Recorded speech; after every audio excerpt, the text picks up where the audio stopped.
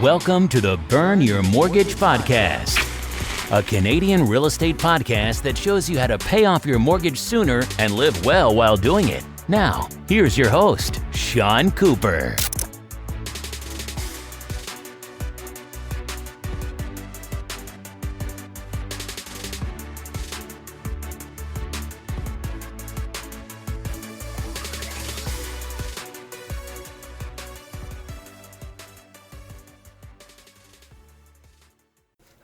Welcome to the Burn Your Mortgage Podcast.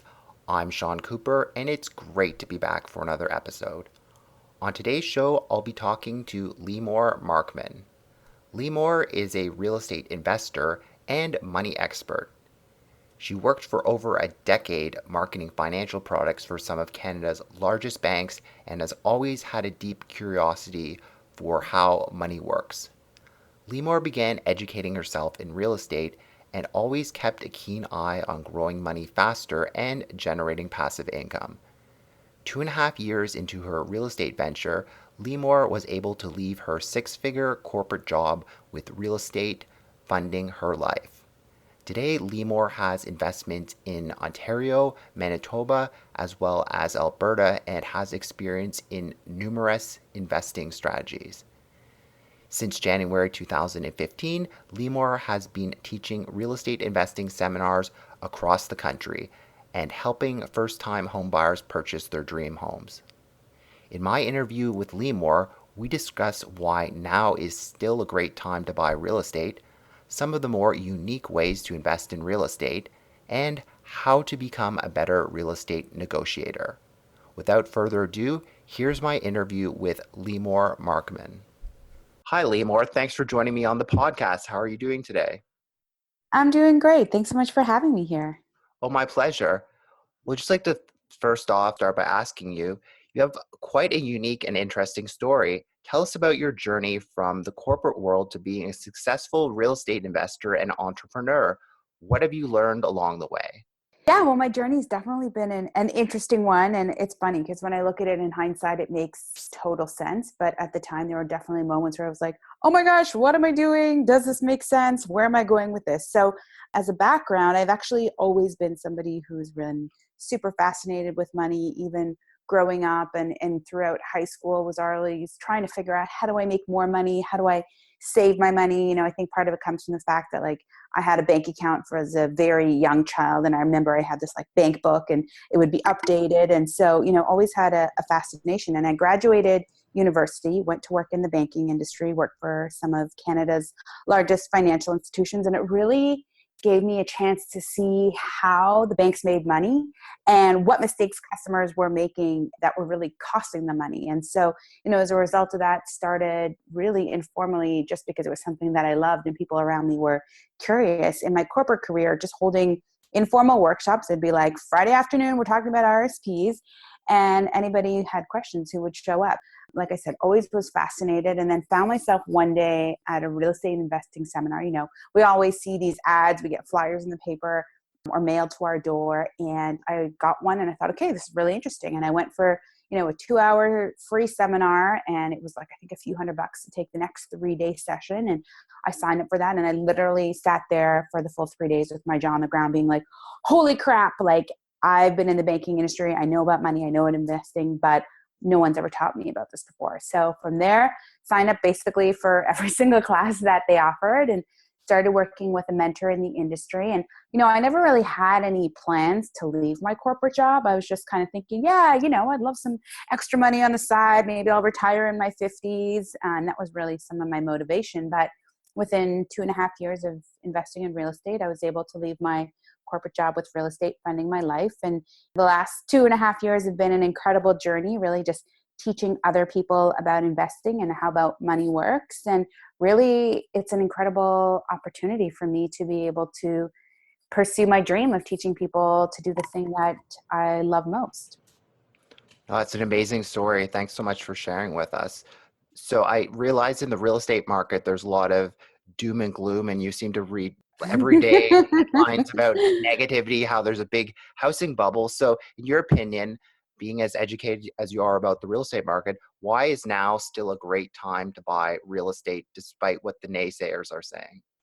Yeah, so I think that there's a couple elements to that. The first one is you have to realize that the media is out there to get viewers. Newspapers are trying to sell more copies. And I always laugh because not that they twist the statistics, but they pick the statistics that are the most exciting or the most scary, the ones that make you feel like the sky is falling. So sometimes they'll say this time versus last year, we're down 40%. But this time last year, there was a different policy. And compared to where things were a month ago, things are doing just fine. Also, there's a lot of like big sweeping statements that say all of the GTA is crashing or the market prices are going down, but there's still neighborhoods where there's crazy bidding wars. So, to answer the question, it kind of is twofold. If you're looking to buy a home that you're going to live in, I'm not really such a big fan of trying to time the market, because ultimately, if you're buying a house, it's because you're ready to stop renting. You're ready to move out of your parents' basement. Maybe you're getting married. And if you're going to have this house for 5, 10, 20 years, if you're going to be in the market, getting in when is the right time for you really is the most important thing. And, I think if you're buying real estate because you're going to be investing, well, you have a lot of choice about location, about the type of strategy you're going to do.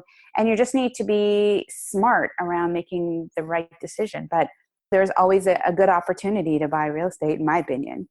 No, I totally agree. I mean, if you want to buy a home in the long run, it doesn't really matter if there's a correction in the market short term. I mean, if you're going to be living there for a decade or longer, then it's kind of a moot point, in my opinion.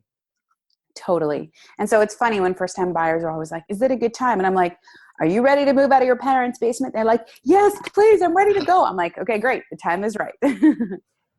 Okay, awesome. Speaking on the topics of first-time home buyers, what are some common mistakes that you see that first-time home buyers make, and how can these be avoided? Yeah, I think that the biggest one, and you'll hear a lot of realtors saying this too, is that people get really emotional and really excited about buying a home, and they'll find one that they really like. And then there's crazy bidding wars and they go way beyond what their budget is. And they're really thinking like, oh, well, it's totally worth it. I'll just have a bigger mortgage. But if that's swallowing up all of your cash flow and you're going to have this beautiful home, but no money for furniture and no money for vacations and no money to go to restaurants, it can really hamper your lifestyle. Just making sure that you're not getting too emotional, even though, of course, it's really exciting. And then, coupled with that is just sort of blindly trusting any one person throughout the process. So whether that's your realtor or your mortgage broker or your lawyer, and while generally they all have your best interest at heart, you have to recognize that they're also in this to be able to do a transaction. They want to be able to close. So of course they want the best for you, but you have to recognize that their objective may not always be 100% aligned with what's in your interest. And only you know that. So making sure that you're not just blindly trusting individuals and you're really checking in with yourself and your gut feeling as to whether or not it's the right purchase or the right property or the right area. Because Sean, from when you purchase a home, like it's a roller coaster ride. And like from the minute you put in the offer and things can unfold really, really quickly. And sometimes you might end up on the other side being like, oh my gosh, what just happened? So really checking in with yourself and not just blindly trusting any one or two people on your team helping you. Especially in Toronto. I mean, I totally agree. Like when I went to buy my house, the market was red hot. And when you're having 10 offers on a house, you really have to make snap decisions and you're dealing with probably the single biggest financial transaction of your lifetime. So I totally agree. You have to know all these facts and think about them and not kind of get caught up in the moment and end up being house rich and cash poor because you end up overspending on a property. Totally. And then we find ourselves in a situation like what's been happening now is that interest rates are starting to creep up. Folks who maybe bought in the last year or two haven't gotten to renewal time, but pretty soon that time is coming and they had pretty massive mortgages in the first place. And now just a small bump in interest rate can actually really impact how much money you need to pay towards your mortgage every single month. No, that's a great point. Thank you for that. You're not only a homeowner, you actually have invested in properties. So I'd like to ask you, as an expert in that area, what are some of the benefits of buying an investment property instead of just a place to live as your principal residence? Yeah, this is a really great question. I'm glad you're asking. Because I would say kind of more and more, I've even been advocating for people to buy investment property even before they buy their very first home. So when you're going to buy investment property, assuming you've done the analysis properly, assuming the property is cash flowing. So after your tenants pay the rent and you've covered all of your expenses, you have money left over. If that is in fact the case, it can be a really beneficial financial decision. And so whether you already have a first home or you don't, it's one of the ways to really start to get ahead financially. Your tenants are going to pay down the mortgage. You'll have that paid down over time. You know, markets tend to appreciate, even if it's not necessarily in the short term. So it's one of the ways that you can start to put money into your pocket or really start to generate a portfolio of wealth for your future. Now, kind of getting back to the whole concept of buying rental property or investment property before you buy your first home, I'm finding that this is becoming a little bit more popular with millennials, especially those who live in big cities, who are living downtown. They love the city life, but the idea of buying a home in the core of the city is like virtually impossible because of the prices. So, you know, they have good incomes, they've got a little bit of savings. In many instances, it's enough to be able to buy investment property maybe an hour and a half outside of the city where the prices are lower, their mortgageability can go a bit further. And then that way they're still in the market. So they benefit from appreciation, they get the cash flow every month, and their life is still super flexible. So if they want to, I don't know, pick up and move to Australia for 6 months, they absolutely can without being hindered. And they still have this significant advantage of being in the real estate market. Great. And on the topic of properties, besides buying a property, can you tell us about some of the more unique ways someone can invest in real estate? Yeah. So, I mean, this is one of the things that really had me with my jaw on the ground when I first started learning about real estate is I kind of thought, oh yeah, the only way to get into real estate is to save your money and put down a 20% down payment and have your tenants pay the rent. But there's actually so many other ways that, in my opinion, are in many instances very much more secure and actually can get you much stronger returns. Because if you have a vacancy for even 1 or 2 months, it can absolutely ruin your cash flow for the entire year. So one of my favorites is RSP mortgages or private mortgages. And this is actually something that a lot of people don't know about. So it's inside of your RSP. So it's not about taking your money out of your RSPs. It's inside in the same way that someone would invest in a stock or a mutual fund inside their RSPs. And essentially you become the lender. So you would have, you know, maybe one of the big banks could be on first mortgage, but you would be the lender for a second mortgage. So in the same way that with a bank, when you in fact have lent the money for the mortgage, you are registered on title. So it's backed by an asset. And in many instances with second mortgages, you know, you can get anywhere from maybe 8 to 15% return on your money. And again, that's inside your RSP. So if you start to think about compound interest, that's way more than if you're just getting kind of 3 or 4%. And typically with these, there aren't any fees associated with that. When you get a return, the fees are outside of that. And it's a really, really exciting strategy for people to be able to do. And especially given that the mortgage rules have changed and evolved so much, more and more people are just not fitting into the traditional box. So, you know, maybe somebody is self-employed or they're new to the country and their credit's not fully built up, but they're excited and ready to purchase a home. They just need a little bit of help, and this buys them some time. So it's a really great win-win to help people who are having a little bit of a tougher time with mortgages. But for us as investors, you know, it's a really phenomenal opportunity. And I do a lot of coaching and teaching people real estate investing. And this is one of the most popular strategies that people ask me to teach them. I mean, that's quite fascinating, especially for somebody like myself to know that there are other ways to invest in real estate. So thanks for sharing that with me. No problem. The question that I'd like to ask you, and I'm a big fan of goal setting myself as well, how has goal setting helped you to be more successful with your money? Goal setting has been huge, all the way from earlier in my life when I was a teenager. I decided I was going to do a business degree with a third year. I had an opportunity to go abroad for a full year. At the time when I was applying, I recognized while my parents were helping me with tuition, if I wanted to live in Europe for a full year, I had to fund my life. So I had a good 2.5, 3 year runway until I went away my third year of university. But, I looked at how much I needed to save, and I sort of came up with the concept that every day that I'd be in Europe, it would cost me $75. So, throughout the year it was about $27,000. And that was the goal that I set for myself. And with that goal, I was able to very quickly check off, okay, 1 day, okay, 2 day. And of course, I could only go for either one semester or two. There was no, oh yeah, I'm going for 35 days. But it really encouraged me and motivated me. And, I took on tons of part-time jobs. And every time, I had some money in my pocket, let's say I was at the mall with my friends, I really would say to myself, okay, do I want this sweater or one more day in Europe? And that made it so easy for me to really focus on what my goals were. But, if I just said to myself, oh yeah, I need $27,000 or $30,000, and I didn't sort of have the micro goals kind of reaching or kind of step laddering up to get there, I don't think I would have been as motivated. I definitely saved more money than I needed to. And I had the most phenomenal year traveling all over Europe. And I think for me, that really set the tone that when I have a goal, especially with little milestones along the way, it's the best way that I'm going to get there. And it keeps me motivated and on track. So like you, I'm a big fan of goals, and I've set many since then, but that experience will always stand out in my mind. Great. And I was curious, do you actually write down your goals on paper? I've heard that helps make yourself more accountable. It's a good question.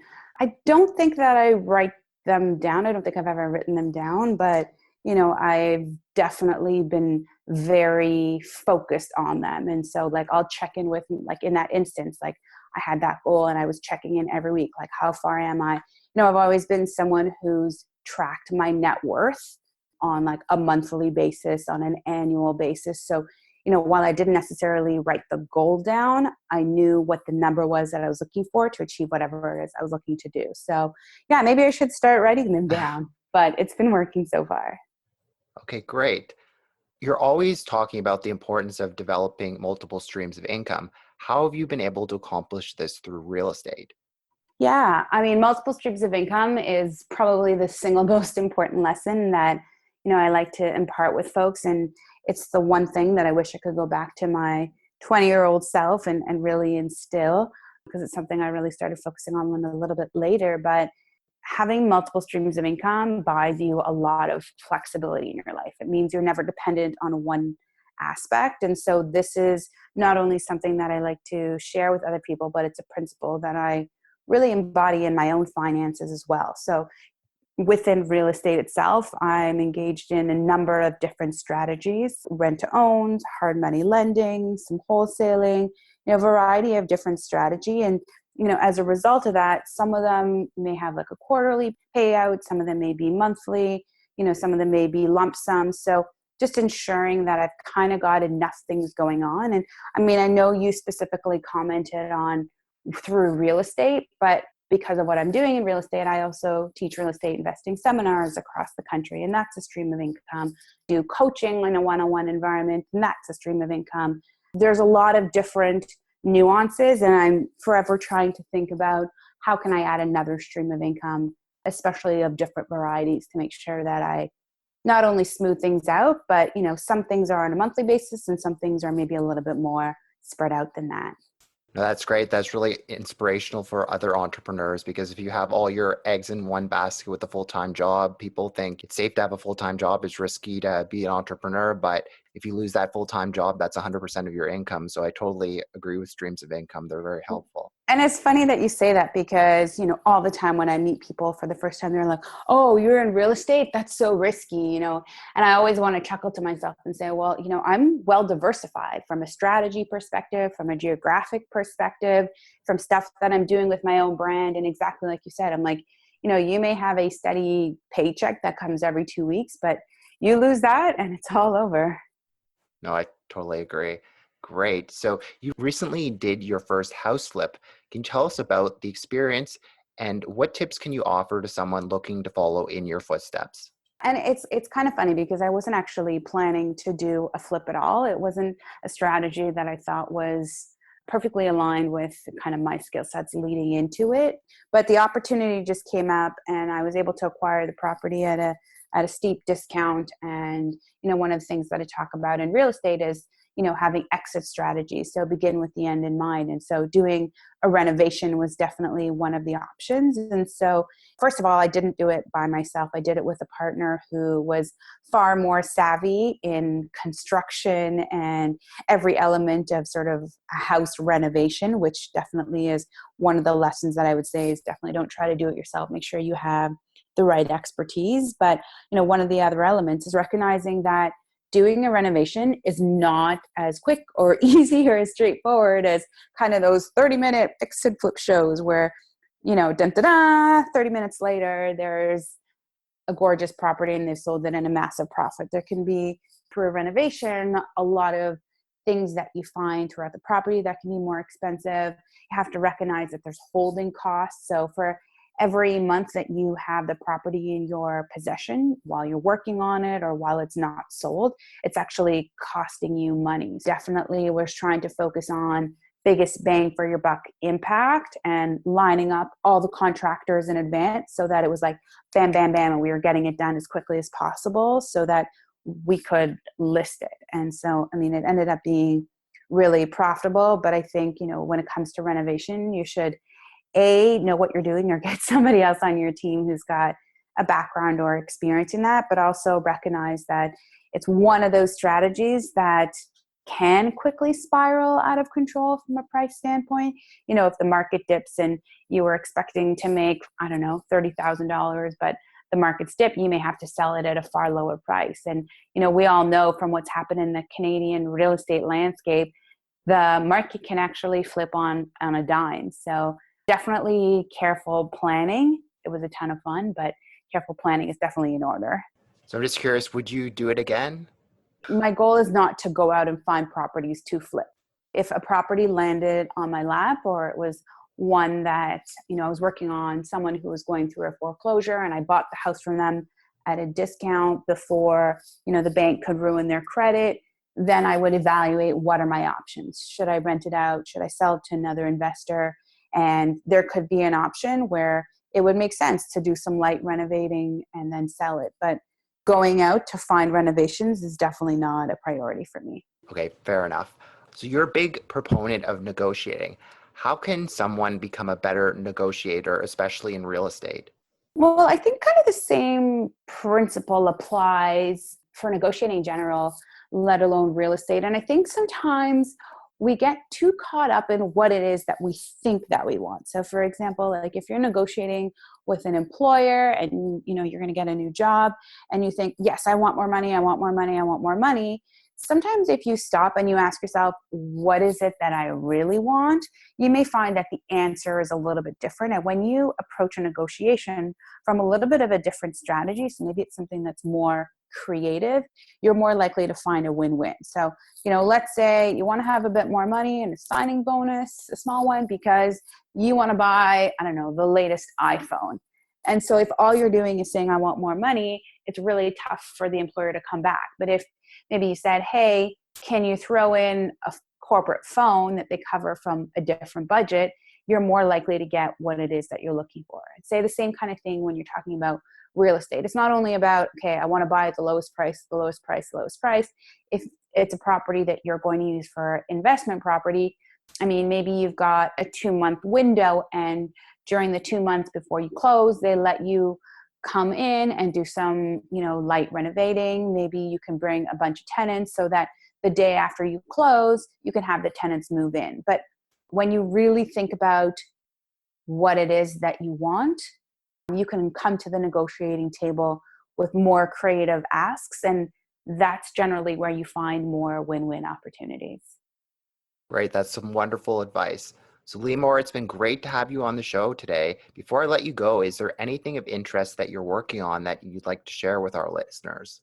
Always exciting projects on the go, but where I've been doing a lot of focus in the last little while is coaching, particularly around the RSP investing strategy. We all are hopefully saving for a future. Many of us work for corporations where they match a part of our money or they match part of our contribution. And then, our money is just growing at 1%, 2%, 3%, but recognizing that you can really get so much further ahead when you invest in private mortgages. So I've been doing a ton of coaching in that space over the last little while. So if any of your listeners are interested, the best place to reach out to me is over on my website, limor.money, on the contact form that goes right into my inbox. And I'd love to be able to help more individuals really secure an incredible future. Awesome. I'll be sure to include that in the notes of the show. So thanks so much, Limor. It's been wonderful to have you on the show. Thanks, Sean. Thanks for listening to another episode of the Burn Your Mortgage podcast. Besides being a podcast host and money coach, I'm also a licensed mortgage broker. If you or anyone you know, family, friends, coworkers, or neighbors could ever use any unbiased mortgage advice or a second opinion, feel free to reach out. You can reach me by email at seancooperwriter@gmail.com, or you can call or text me at 647-867-3711. Also, be sure to head on over to www.seancooperwriter.com and sign up for my free weekly newsletter. As a small token of my appreciation, you'll be able to download my ultimate mortgage checklist on choosing the perfect mortgage. You can also sign up for a free one-on-one 15-minute money coaching consultation with yours truly. I look forward to hearing from you and helping you burn your mortgage sooner too. Once again, thanks for listening. You've been listening to the Burn Your Mortgage podcast. Don't forget to subscribe on iTunes and leave a rating. Until next time, happy mortgage burning.